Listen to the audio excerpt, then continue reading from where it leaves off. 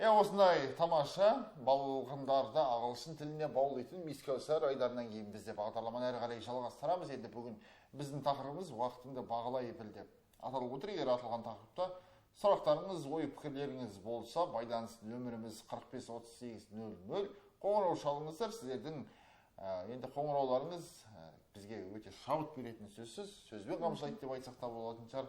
Сіздердің әрбір қоңырауларыңыз бағдарламаға бір ажар береді. Ал енді студияға келіп отқан тақырыпқа байланысты біздің келесі қонағымыз бар екен. Енді Аяжан таныстыра кетсең.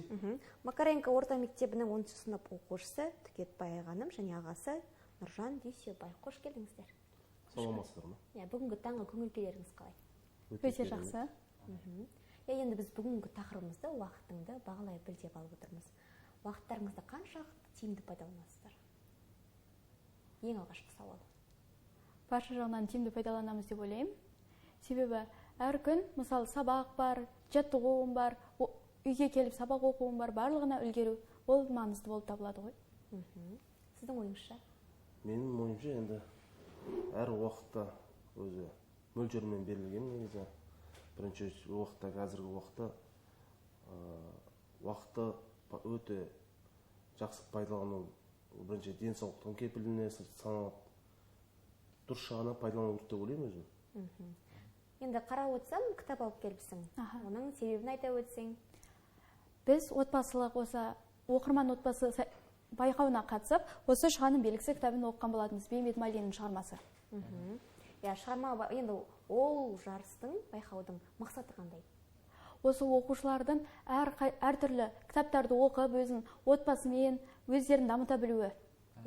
Енді бұл отбасылық оқырмандар жарысы, расын айтқанда. Бұл қалай сонда? Бар отбасы мүшелері түгел оқышу тиіс пе, жоқ әлде? Бөліп оқып, болмаса үзіндісінен айтып беру керек пе, соны толық түсіндіріп берсең. Негізінен осы кітап оқығанға жақсы уақыт, ол 15 минут дастархан үстінде деп айтады ғой. Біз отбасымызбен осы 15 минутты дастархан үстінде өзіміздің қисса әңгімелерімізді, сондай керемет өзіміздің жанрдағы әңгімелерімізді айтып отырып, солай ақылдасып, бір-бірімізбен соларды бір әңгіме қылып айтамыз. Ал осы Шығаның белгісін біз күнде шай ішкен сайын әр кездерде кезек-кезек оқып, отбасымызбен солай талдап, видеоға түсірген болатынбыз. Енді бұл кітапты оқи отыра өзіңе қандай ой түйдің?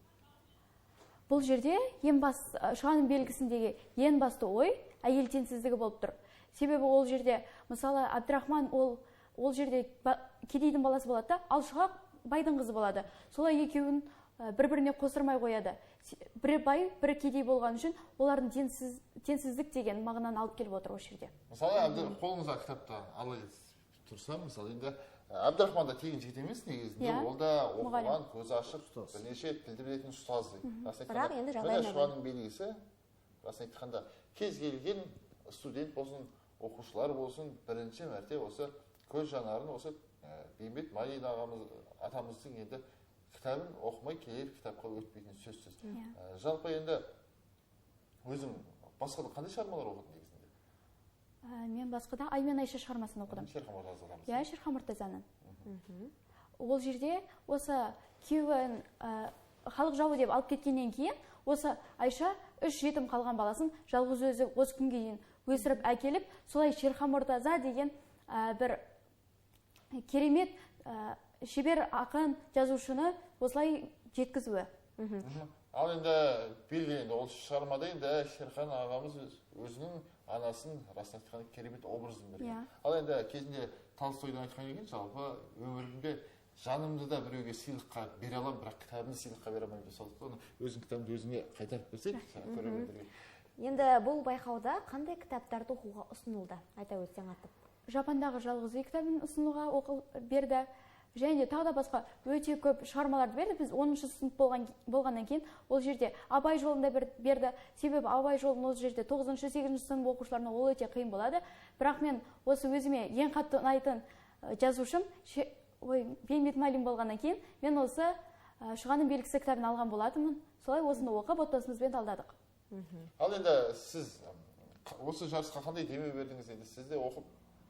Енді біз үйде бірігіп қарындасымызға қолдау көрсетіп, осы жарысқа сәл-сәл болса да үлесіміз қосып жатқанымыз уақытымыз бар енді.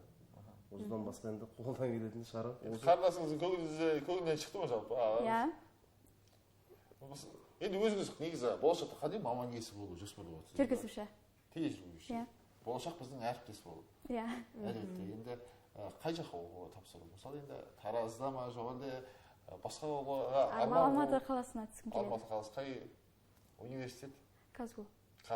Казгу десе мен бір балқып кетеді деп айтсам да болатын шығар. Өзім сол Казгудай қара шаңырақтың түлегі болған соң кез келген Казгуға түсем деген адамдардың барлығы өзімнің жеке туысқаным, бір ауылдасым сияқты болып көрініп тұрады. Енді бұл тұста да әңгімемізді әрмен жалғастыратын боламыз. Енді біз бүгін тақырыпты уақыт туралы отырдық қой. Енді бұл байқауда уақытты тиімді пайдаланудың да жолдарын ұсынып отырған шара. Өйткені кітапты оқудың өзіне уақыт беріледі. Мысалы, бір кітапты бір күнде оқып шығуға да болады деген. Енді яғни тайм менеджментті сақтай отырып дейді. Оған қаншалықты келісесіз?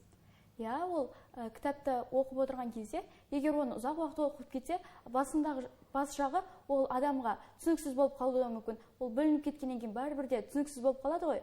Адамның ойы бұзылады. Солай осы тайм менеджментті дұрыс қолданған дұрыс деп есептейміз. Себебі біз мысалға бұл кітапты 1 сағаттың ішінде оқып біткен болатынбыз. Себебі бұл жерде бізде 32 беттік шығарма болды. Бұл шығаның белгісі шығармасы. Сол кезде біз осы отбасымызбен кезек-кезек оқыған бізге тиімдірек болды. Себебі бір адам оқыса, оның шөлдейді дегендей болады, аузындағы сөйлеу бөлінеді. Солай әрқайсымыз бөлек-бөлек бөліп оқыдық. Енді прозаға жақын екенін көрдік. Енді поэзия қаншалықты жақынсыз? Поэзияға мен Мұқағали Мақатаевтың поэзияларын жақсы көремін. Жалпы Мұқағали Мақатаев кез келген қазақтың бір сүйікті ақын, ауыз баратын ақын, расын айтқанда. Ал енді өзің журналист боламын деп отырсың, жалпы қандай журналистерді үлгі тұтасың болашақта? Қандай журналист болғың келеді? Мысалы, тележүргізушілер де сан тарапқа бөлінеді. Біреуі ащы шындық айтатын, біреуі тек қана позитивті бағдарламалар жүргізетін, біреуі шетелдерге саяхаттайтын жүргізушілер. Мен ащы шындық айтатын, мысалы, асарлы ақиқат, сол жердегі журналистерге қарап, өзім соларға ұқсатқым келеді. Бой түзегім келеді отыр. Енді ағасынан сұрағым келіп отыр.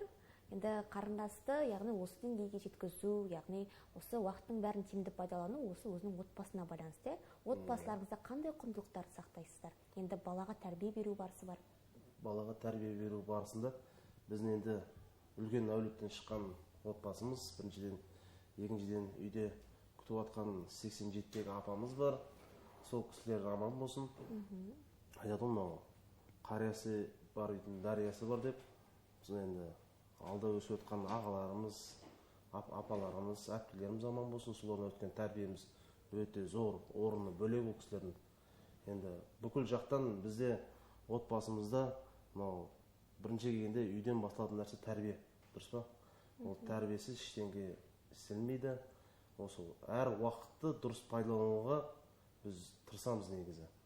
Өз басымыз енді қолдан келгенше үйде жешелеріміз, әпкелеріміз, аталарымыз, әкелеріміз бар. Сол кісілердің қамқорында әр нәрсені, әр затты өз орнына пайдалануға тырысамыз. Енді өзге қалаға оқуға түсем десе, ер жігіт әкесінің ақбатасын алады, бірінші. Ал енді қыздар енді көбінесе ағасының қас-қабағын алады.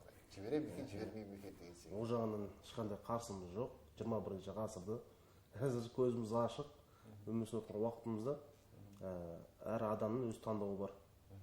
Сол таңдауына қарай қарындасымызды оқыған, қалаған жеріне баруына тілектеспіз.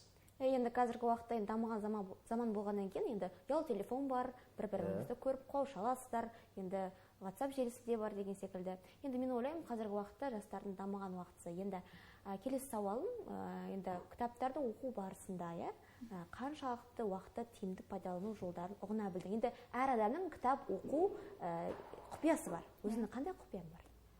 Мен осы кітап оқыған кезде ең алдымен осы жердегі маңызды сөздерді, терминдерді солай жазып алғанды ұнатамын. Себебі кітап оқыған кезде де ол біраз уақыт өткеннен кейін әр кітапты оқи берсең де ол естен шығуы, ол белгілі бір заңдылық деп ойлаймын. Барлық жағы естен шығып кетпесе де, кейбір жерлері естен шығып кетуі мүмкін. Сол себепті мен осыны жазып алып, солай бөлім-бөлімге бөліп оқығанды ұнатамын. Бәрекелді. Енді тамаша, енді керемет өсіп өнген, тектілігі бұрқап, есі шығып тұрған әулеттен шыққандарыңыз осы сөздеріңізден ақ мінез болмысынан ақ байқалады ғой адам. Сондықтан енді сіздерге тек қана белестер тілейміз. Енді осы орайда әрбір қазақ әдебиетін түсінетін жандардың барлығының сөзі бір құнарлы ғой. Осы орайда сіздің бір тамаша ақ тілегіңізді естігенде қайырлы таң таң азанымен енді Рауан бағдарламасын қосып қарап отқан көрермендерімізге өзіңіздің ақ тілегіңізді сыныптастарыңызға, ұстаздарыңызға алғыстарыңыз болса, сәлемдеріңіз болса жолдасаңыз. Мен ең алдымен айтайын дегенім, ол мен осы ата-анама, ұстазыма, сыныптастарыма барлығына рахмет айтқым келеді. Себебі олардың қолдау ең маңызды нәрсе деп ойлаймын. Себебі егер ешкім қолдау білдірмесе, ол адамды басып тастайды деп айтуға да болады ғой. Сол себепті мен осы өзімнің жақындарымның барлығына да рахметімді айтқым келеді. Және де сыныптастарыма осылай мені бір адамды мысалы өзіне үлгі тұтасың ғой. Мысалы мені үлгі тұтып, осылай өздерінде жарысқа қатысып, әртүрлі сайыстарға қатысып, осылай өздерінде алғыларынан көрсетулеріне тілектеспін. Енді Туғанбай Молдағалиев адамыз айтады ғой, таң азанмен қарындастың тілегін тыңдасаң, расын айтқанда сол күні өмірдің соңына дейін тірі жүретініне кепілдік беремін деп. Ал енді осы орайда өзіңіз ауылдағы құрдастарға сәлем жолдап қоясыз ба? Болмаса енді ақ тілегіңізді айтасыз ба?